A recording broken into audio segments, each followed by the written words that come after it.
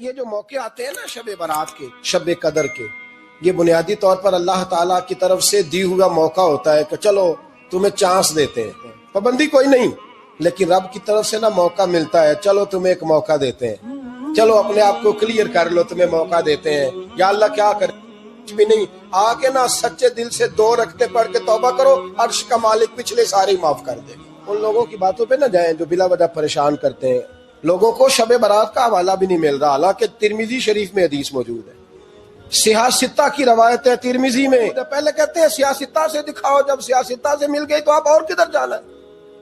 اور ابن ماجہ میں موجود ہے مولا علی کی روایت، اور ذرا ترتیب دیکھیے گا، یہ ترمذی کی حدیث ہے، اور امام ترمذی نے تو پورا باب باندھا ہے 15ویں شعبان پر، پورا باب۔ اب تمہاری مرضی ہے اگر تم نہیں بات کو سمجھنا چاہتے، لیکن میں نے پہلے بھی کہا تھا پھر کہتا ہوں، اگر ہمیں کوئی شخص کہتا ہے کہ شب برات کو اٹھ کے نفل نہ پڑھو، تو بھائی نفل ہم نے پڑھنے اللہ کی رضا کے لیے، ہمیں کسی بندے سے ڈگری لینے کی ضرورت نہیں، نہ تو ہمارے اور رب کے درمیان معاذ اللہ کوئی وسیلہ ہے کہ تو کہے گا تو پڑھیں گے، جب دل کرے گا پڑھیں گے، اور جتنے دل کرے گا پڑھیں گے۔ ہم تو نفل کہہ رہے ہیں اس کو، ہم نے کب کہا ہے ضروری ہے تو عشاء پڑھ کے سو جائے، فجر تک سویا رہے، ہم اس کو گناہگار نہیں کہہ رہے، لیکن یہ ضرور کہیں گے کہ گولڈن چانس مس کر دیا اس نے، چانس مس کیا ہے، یہ تو اللہ کی رحمت کا موقع تھا۔ حضرت سیدہ عائشہ صدیقہ رضی اللہ تعالی عنہا ارشاد فرماتی ہیں کہ شعبان کی 15ویں رات تھی، یعنی شب برات کی رات، فرماتی ہیں شعبان کی 15ویں رات تھی، میں نے اچانک نظر ڈالی تو حضور میرے بستر میں تھے، پھر میری نظر پڑی تو حضور نہیں تھے، میرے دل میں گمان آیا، خیال آیا کہ شاید کسی اور زوجہ کی طرف حضور کا میلانے تباہ ہو گیا ہو، وہاں تشریف لے گئے ہوں۔ فرماتی میں اٹھی باہر گئی تو نبی کریم علیہ السلام جنت البقیع میں تھے، قریب ایک جگہ پہ حضور دعائیں مانگ رہے تھے۔ فرماتے میں گیا تو حضور فرمانے لگے، ابو بکر کی بیٹی تو نے کیا گمان کیا کہ اللہ کا رسول تیری حق تلفی کرے گا؟ عرض کی حضور آپ مالک ہیں، کہیں اور جانا چاہیں تو میری طرف سے پابندی نہیں۔ کہتی ہے وہاں کھڑے کھڑے میرے رسول کریم نے بیان فرمایا، یہ ترمذی کے لفظ ہیں، حضور نے فرمایا عائشہ یہ شعبان کی 15ویں رات ہے، مدینے میں سب سے زیادہ بکریاں بنو کلب کا قبیلہ پالتا تھا، فرمایا آج کی رات بنو کلب کے قبیلے کی بکریوں کی تعداد کے مطابق اللہ میری امت کے لوگوں کی بخشی فرما دے گا۔ یہ وہ رات ہے۔ جناب عائشہ صدیقہ رضی اللہ تعالی عنہ نے بات رات کو سنی تنہائی میں نبی پاک سے، رات کو تنہائی میں حضور سے سنی، سویرے جناب عائشہ نے کل امت کو بتائی۔ اگر یہ بات اہمیت والی نہ ہوتی تو بی بی صاحبہ آگے روایت کرتی، یہ کتابوں میں آتی، یہ لوگوں کو بتاتی۔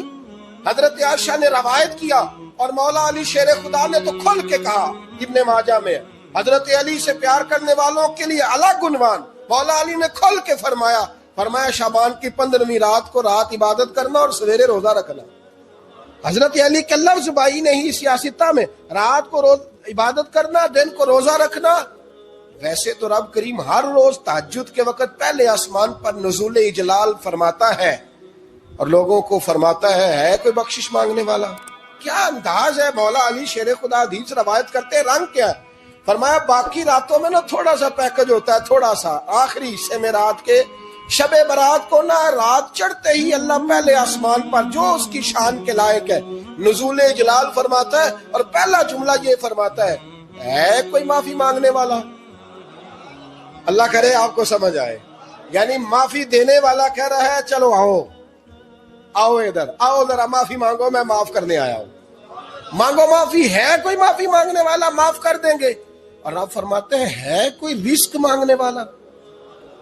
وہ جو بڑی درخواستیں دیتے پھرتے ہیں نا مختلف اداروں میں، وہ ایک درخواست نا شب برات والی رات بھی دے۔ اور میں نہیں کہہ رہا، مولا علی شیر خدا فرما رہے ہیں، اور وہ خود نہیں فرما رہے، وہ نبی پاک کا فرمان نقل کر رہے ہیں، اور وہ رسول اللہ صلی اللہ علیہ وسلم کی بات نہیں بیان کر رہے، وہ کہتے ہیں رب فرماتا ہے کوئی روزی مانگنے والا؟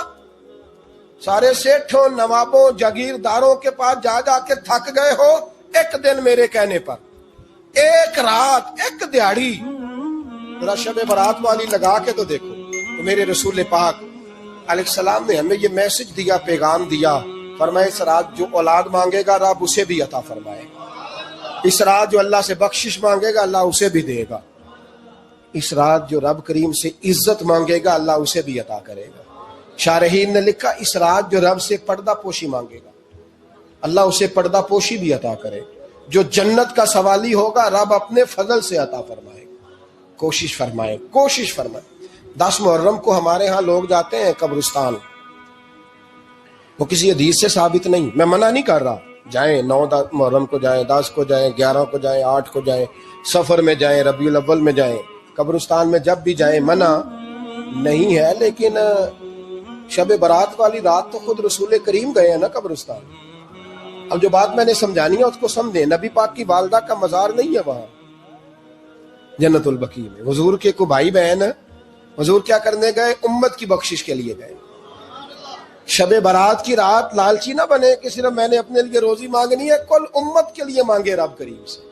مانگے اپنے بھائی کے لیے, مانگے اپنی بہن کے لیے, مانگے اپنے بیٹے کے لیے, مانگے اپنی بیٹی کے لیے, مانگے اللہ کریم. یہ مانگنے کی رات ہے.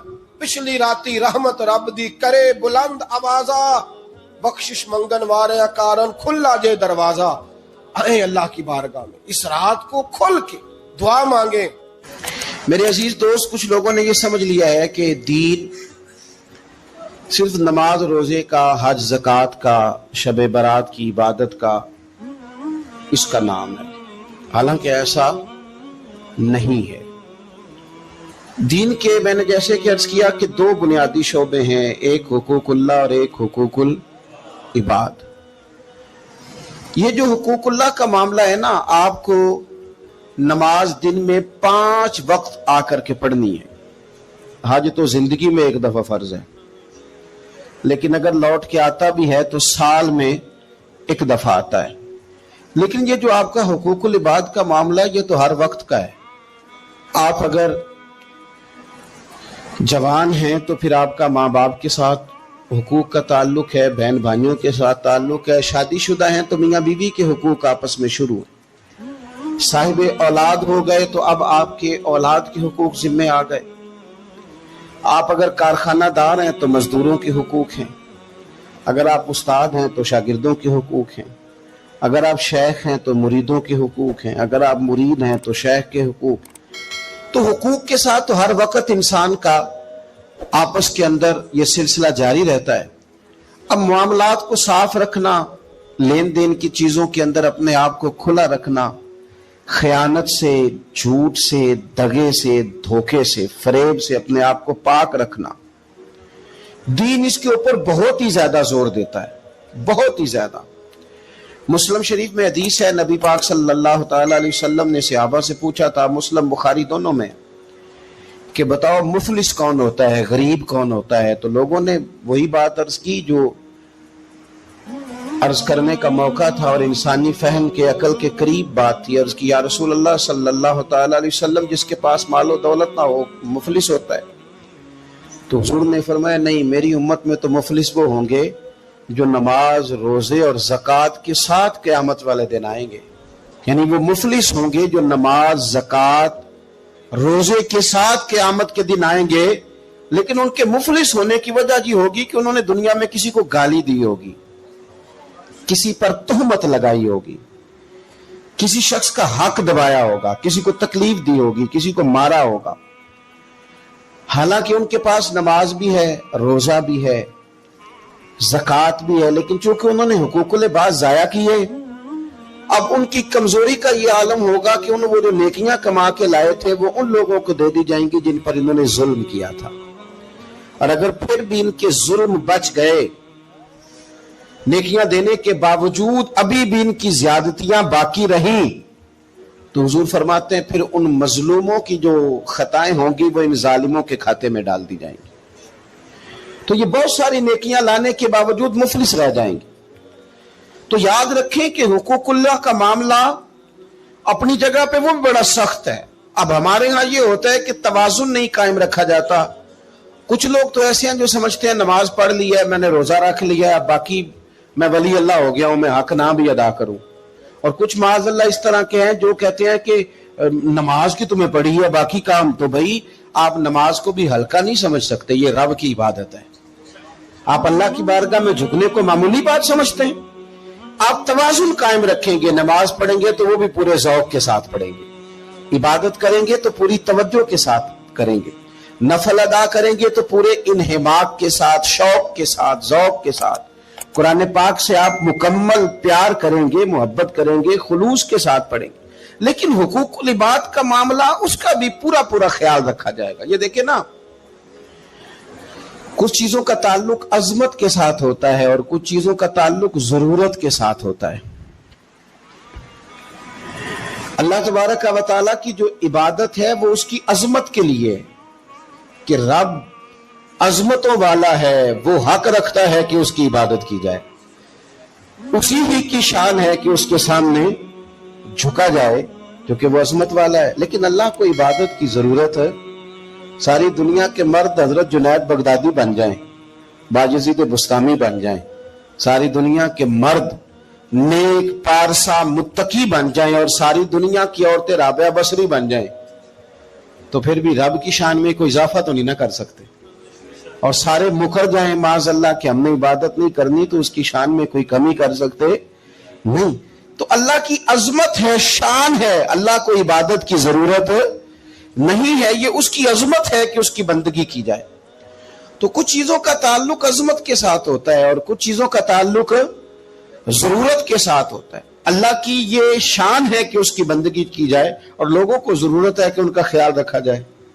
اللہ کی تو شان ہے کہ رب کی عبادت کی جائے، اور بھوکے کو ضرورت ہے اسے روٹی کھلائی جائے، پیاسے کو ضرورت ہے کہ اسے پانی پلایا جائے۔ آپ دیکھیے کہ میرے ایک بڑے بہترین قابل احترام استاد ہوں، شیخ ہوں، ایک طرف وہ مجھے بلا رہے ہوں کہ آ ذرا میری بات سن، اور ایک طرف ایک آدمی بڑا مریض ہے، بیمار ہے، اسے ضرورت ہے کہ میں اسے ہسپتال چھوڑ کے آؤں، تو مجھے کیا کرنا چاہیے؟ وہ جو مر رہا ہے نا اسے ہسپتال پہنچانا چاہیے، اس لیے کہ بزرگوں کی تو عظمت ہے، میں نہ بھی جاؤں گا تو ان کی شان میں کوئی کمی، لیکن اس کو میری ضرورت ہے، یہ ضرورت مجھے پوری کرنی ہے۔ چلے میں بات اور کھولتا ہوں، زیادہ سمجھ میں آ جائے، شاید اس طرح زیادہ سمجھ میں آ جائے۔ ایک بزرگ ہیں، انہوں نے وضو تازہ کرنا ہے، ان کو پانی کی ضرورت ہے، اور پانی ایک کٹورے میں ہی ہے، صرف ایک برتن میں پانی، انہوں نے وضو تازہ کرنا ہے، اور قریب ایک شخص ہے جو پیاس سے مر رہا ہے۔ بزرگ آواز دیتے ہیں کہ میاں آنا ذرا وضو کرانا، اور وہ کہہ رہا ہے یار میں مر جاؤں گا چند قطرے نہ ملے۔ اب شریعت کا حکم یہ ہے کہ وضو نہیں کرانا، پیاسے کو پانی پلانا ہے۔ یہ آپ بات کو سمجھیں۔ اب ذرا بخاری مسلم کی وہ حدیث سنیں کہ نبی پاک صلی اللہ تعالی علیہ وسلم فرماتے ہیں قیامت کے دن رب فرمائے گا ایک بندے سے کہ میں بھوکا تھا، تو نے مجھے روٹی کیوں نہیں کھلائی؟ رب فرماتا ہے کہ میں پیاسا تھا، تو نے پانی نہیں پلایا، کپڑے لے کے تو آیا ہی نہیں، مجھے کپڑے پہنانے چاہیے تھے۔ تو بندہ عرض کرے گا مالک تو کھانے سے، پینے سے، پہننے سے پاک ہے۔ تو رب فرمائے گا وہ جو تیرے پڑوس میں بندہ بھوکا تھا تو بندہ تو میرا ہی تھا نا، وہ جو تیرے جاننے والوں میں آدمی پیاسا تھا تو وہ تھا تو میرا ہی بندہ۔ بھائی غور کریں گے آپ بات پر، آپ حقوق العباد کا جو مسئلہ ہے نا اس کو آپ سمجھیں۔ ہم لوگوں نے سمجھ لیا کہ بس ٹھیک ہے، کھل کے میں حاجی صاحب کہلاؤں، کھل کے میں صوفی صاحب کہلاؤں، مجھے لوگ معلم کہیں، مجھے لوگ صاحب تقویٰ کہیں، اور مجھ سے لوگ ڈگری لیں، میں لکھ کے دوں تو کوئی نیک ہوگا، میں لکھ کے دوں تو کوئی نمازی ہوگا۔ یوں نہ کر، رب کے بندے ہیں، ان سے پیار کرنا سیکھ، اللہ کی مخلوق کے بارے میں اپنا رویہ نرم کر، اپنے معاملات کو صاف کریں، لین دین کے معاملات کو کلیئر رکھیں۔ لا تاکلوا اموالکم بینکم بالباطل، ایک دوسرے کا مال باطل طریقے سے نہیں کھانا۔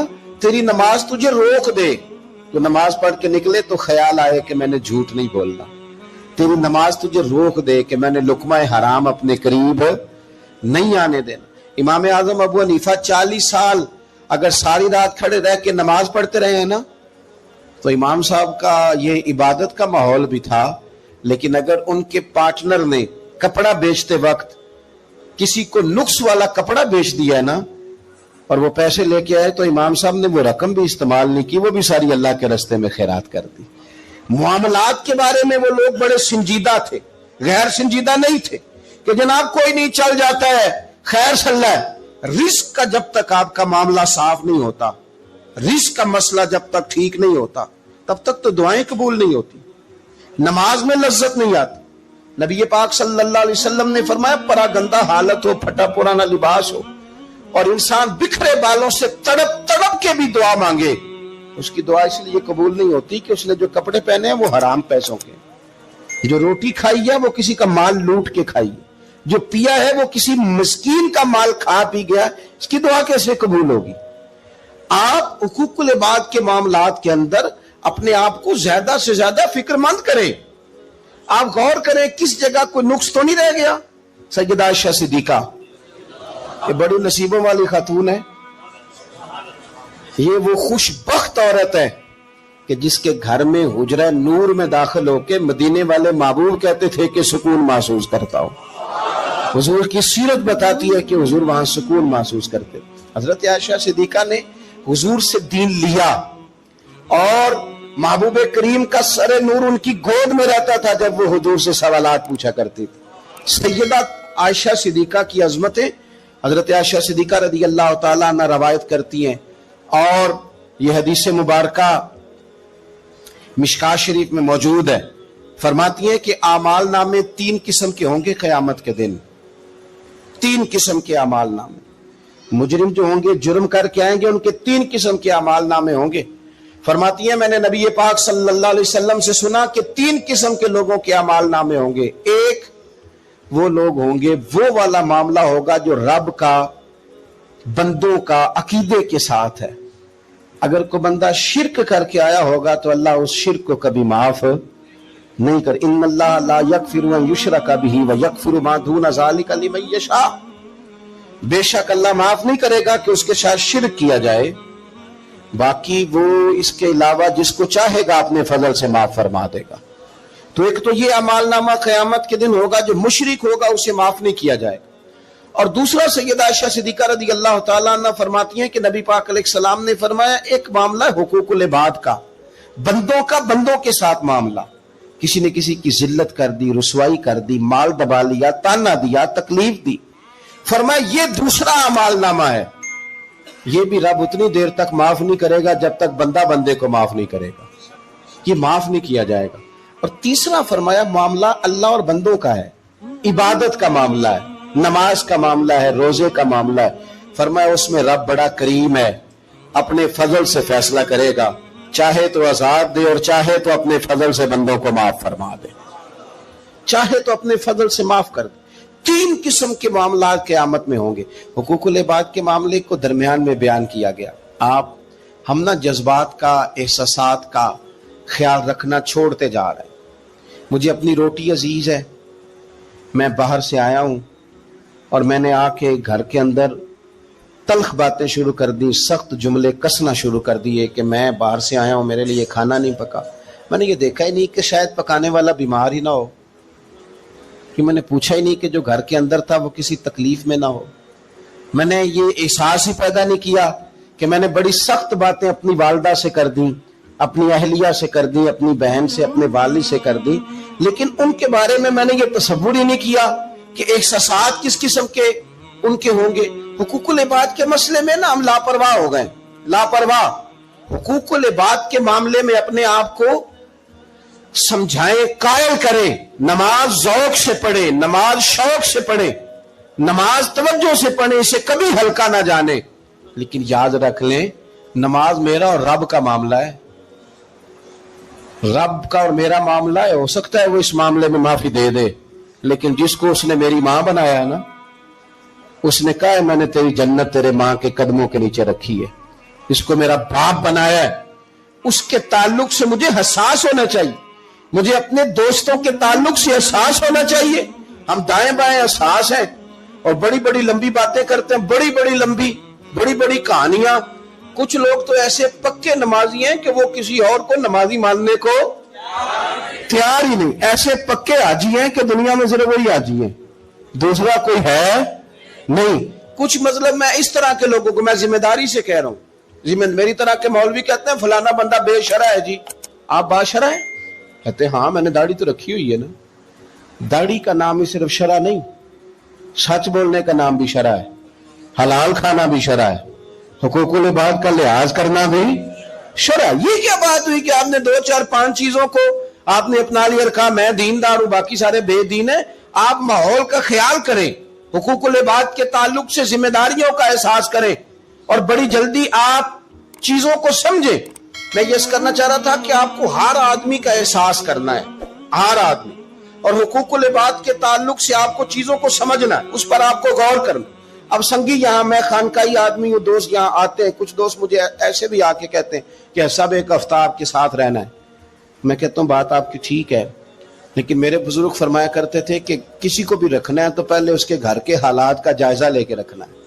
ویسے اس کو رکھنا کیوں کہ گھر میں اماں بیمار اور بیٹا پیر صاحب کے دروازے پہ جھاڑو دے رہا ہو, گھر میں والد بیمار ہو اور بیٹا جناب وہ تبلیغ کرنے گیا ہو, گھر کے اندر بیوی اس پریشانی میں ہو کہ میں دوائی لینے کس کے ساتھ جاؤں, لچا بچہ کے مسئلے چل رہے ہیں, اور صاحب کہے کہ میں جہاد کے لیے گیا ہوا ہوں, تو بخاری شریف سنیں نا آپ, مسلم شریف سنیں.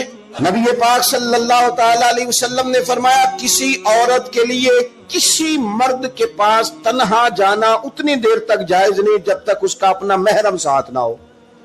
یعنی وہ ڈاکٹر کے پاس بھی اندر اکیلے جائے گی تو اپنا محرم ساتھ لے کے, بھائی ہو, بیٹا ہو, شوہر ہو, کوئی ہو, جائز نہیں.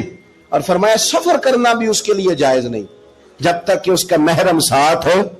یہ سفر کا معاملہ بھی بڑا عجیب ہے. عمرے کے لیے لوگ مسئلہ پوچھ لیتے ہیں کہ عورت بغیر محرم کے جا سکتی ہے, میں نے کہا جی نہیں جا سکتی. حج کے لیے بغیر محرم کے جا سکتی ہے, جی نہیں جا سکتی. لیکن عورت کے لیے صرف حج عمرے میں محرم شرط نہیں, وہ پنڈی بھی بغیر محرم کے نہیں جا سکتی, وہ ملتان بھی بغیر محرم کے نہیں جا سکتی.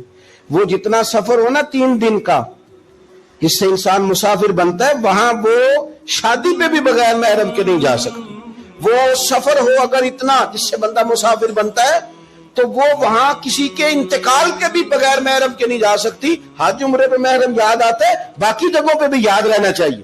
عزیز, نبی پاک صلی اللہ علیہ وسلم نے فرمایا عورت کسی مرد کے ساتھ تنہا نہ ہو جب تک کہ اس کا محرم ساتھ نہ ہو, اور وہ سفر بھی نہ کرے جب تک اس کا محرم ساتھ نہ ہو. ایک صحابی اٹھ کے کھڑے ہو گئے, بخاری مسلم ہے, عرض کرنے لگے یا رسول اللہ صلی اللہ علیہ وسلم میری بیوی تو حج کرنے جا رہی ہے اور میرا نام جہاد کے لیے غزوے میں لکھ دیا گیا, وہ جا رہی ہے حج کے لیے اور میں جا رہا ہوں جہاد کے لیے, تو میرے لیے کیا حکم ہے؟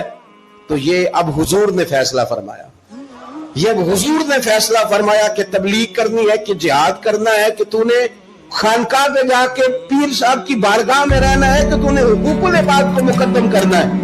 یا رسول اللہ میرا نام لکھ دیا گیا ہے غزوے کے لیے اور میری بیوی جا رہی ہے حج کے لیے, تو حکم کیا ہے؟ تو حضور فرمانے لگے تو غزوہ رہنے دے, اپنی بیوی کا محرم بن کے حج پہ اس کے ساتھ جا, کیونکہ اسے تیری ضرورت ہے. تو جہاں اسے ضرورت ہے تو اس کی ضرورت کو پورا کر. اسلام نے ہمیں شب برات پہ آپ صرف کیا معافی مانگیں گے کہ یا اللہ جو نماز نہیں پڑھی اس کی معافی دے, تو وہ بھی مانگنی ہے آپ کو, 100% مانگنی ہے. آئندہ سے نمازیں پوری کرنے کا عہد کرنا ہے. لیکن میرے بھائی جو آپ نے حقوق العباد ضائع کیے ہیں ان کی بھی آپ کو معافی مانگنی ہے اور سامنے والے سے معافی لینی ہے, راضی کر کے, بندوق کے زور پہ نہیں. جب ٹیلی فون کر کے کہیں میں نے میسج لکھا تھا تو آپ نے جواب کیوں نہیں دیا, رپلائی کیوں نہیں کیا, آپ کہیں میں نے معاف کیا, بھائی آپ بندوق کے زور پہ معافی لیں گے. آپ راضی کریں, جب کسی سے معافی لی جاتی ہے تو اسے راضی کیا جاتا ہے, کہا جاتا ہے کہ اس جگہ میری غلطی تھی, میں مجھ سے معافی مانگتا ہوں. حقوق العباد کا جو مسئلہ نہ دیکھے, میرے نبی پاک علیہ السلام کی حدیث موجود ہے ترغیب و ترہیب کے اندر. ایک شخص نے آ کے عرض کی یا رسول اللہ صلی اللہ تعالی علیہ وسلم میں جہاد پہ جانا چاہتا ہوں پر طاقت نہیں رکھتا, کمزور ہوں. حضور نے فرمایا ماں باپ میں سے کوئی ہے؟ بلے شاہ تو آسمانی اڈدیاں پڑھنا ہے, جہاں گھر بیٹھا انہوں پڑھیا ہی نہیں. ماں باپ میں سے کوئی ہے؟ یا رسول اللہ میری والدہ زندہ ہے. تو نبی پاک علیہ السلام نے فرمایا گھر جا کے اس کی خدمت کر. اس نے خالی جہاد کا پوچھا تھا, جہاد کا. حضور نے 3 باتیں ارشاد فرمائی, ماں زندہ ہے, حضور زندہ ہے, فرمایا گھر جا کے اس کی خدمت کر, اللہ اس کی خدمت پر حج کا ثواب بھی دے گا, عمرے کا ثواب بھی دے گا اور جہاد کا اجر بھی عطا فرمائے گا. تو نے ایک بات پوچھی ہے, تجھے 3 چیزوں کا ثواب ملے گا, شرط یہ ہے کہ ماں کے قدموں سے جڑ جا. जा के उसे राजी कर, जा उसकी नौकरी कर, जा के माँ की खिदमत कर, उसके पास बैठ, उसके दिल को मुतमईन करने वाला वक्त उसे दे। तो ये आप खाली नमाज पर इक्तिफा नहीं करेंगे, आप हुकूकुल इबाद का भी पूरा लिहाज करेंगे, पूरा आप हुकूकुल इबाद का लिहाज करेंगे। हुकूकुल इबाद हर जगह आपकी सिर्फ आपके शेख के भी हुकूक, उस्ताद के भी हुकूक। ये क्या बात हुई कि मान भी लिया, कह भी लिया, गुलामी कर भी ली, दावा भी कर लिया, और फिर क्या बात हुई? प्यार भी करना और कच्चा करना और थोड़ा करना, और ये कि फिर उसमें कमजोर पड़ना, और फिर उसके अंदर जो है वो इस तरह करके कमजोरी लाना, ये कोई आईने वफादारी नहीं है, ये कोई तरीका फिर दुरुस्त नहीं। तो हुकूकुल इबाद जहाँ आपका ताल्लुक है, जहाँ उस ताल्लुक में आप गौर करेंगे कि आपके मामला देखें। इस्लाम के अंदर कितना तड़प के जाते हैं हम काबतुल्लाह की ज़ियारत करने, कितनी तड़प होती है अल्लाह का घर देखना है, हुजूर की बारगाह आली मर्तबत में हाजिरी देनी है, मदीना तैयबा हाजिर होना है, कितनी बड़ी फजीलत है। लेकिन आपको पता है कितनी बरकत वाली जगह है बैतुल्लाह शरीफ। तवाफ के फेरे 7 हैं, लेकिन उनमें हजर अस्वद का बोसा एक है। हजर अस्वद का बोसा एक दफा ले लो तो काफी। कमाल ये है कि सिर्फ एक ही नहीं है, भी कोई नहीं। अगर रश ज्यादा है ना, तुम दूर से इशारा ही कर लो। किस लिए? इतनी दूर से चल के आए हैं, तो अब भी हजर अस्वद को ना चूमे। तो हमें हुक्म दे दिया गया कि शौक तुम्हारा अपनी जगह, पर तुम अकेले तो नहीं ना आए, बूढ़े भी आए हैं, बीमार भी आए हैं। देखिए एक हदीस हुजूर सल्लल्लाहु अलैहि वसल्लम ने फरमाया कि मेरा दिल करता है कि मैं किसी जवान से कहूँ